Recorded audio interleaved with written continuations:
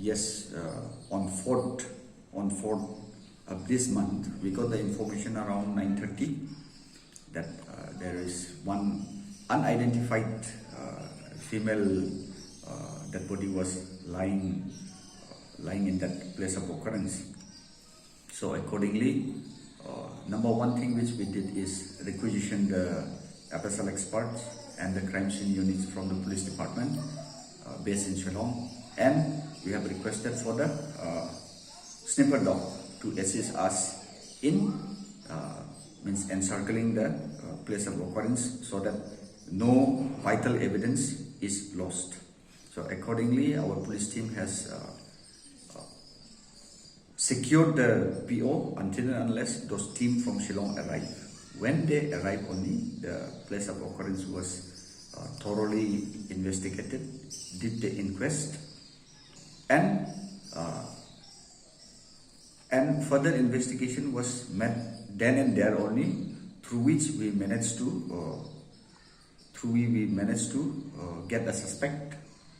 We picked up, and the suspect identified the dead body. After that only, we had taken for the post-mortem to the hospital. Then post-mortem was conducted next day, and we are still waiting for the post-mortem report. And once the post-mortem has been conducted, the dead body has been handed over to the relatives, and they have taken over, identified and taken over. Now we have registered a case in this regard also, and so far we are trying our best in all the spheres to get evidence so that the culprits does not go scot-free. And yes, all our investigation team is giving priority in this case. See, during the course of our investigation, we have pinned down in one of the suspect, so he was picked up. So based on his lead, the body was identified.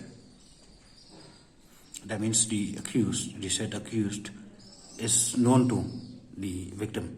They are well acquainted to each other. They may be well acquainted to each other because of which he could manage to identify.